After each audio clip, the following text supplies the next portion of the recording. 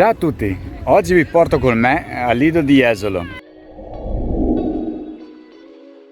Oggi è una bellissima giornata e vogliamo godercela appieno, però prima di cominciare abbiamo dovuto registrarsi su queste due app. Questa qua a destra funziona meglio per esperienza. Praticamente dovete registrarvi, mettere i vostri dati. Una volta registrati dovete scegliere la spiaggia, scegliere il posto, i posti sono numerati, questi vedete i pali qua dietro.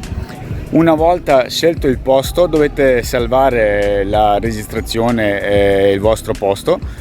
Una volta effettuata la registrazione andate da questi ragazzi dietro, loro scansionano la vostra registrazione e siete a posto praticamente. Avete il vostro spazio di 16 metri quadri e potete godervi la giornata.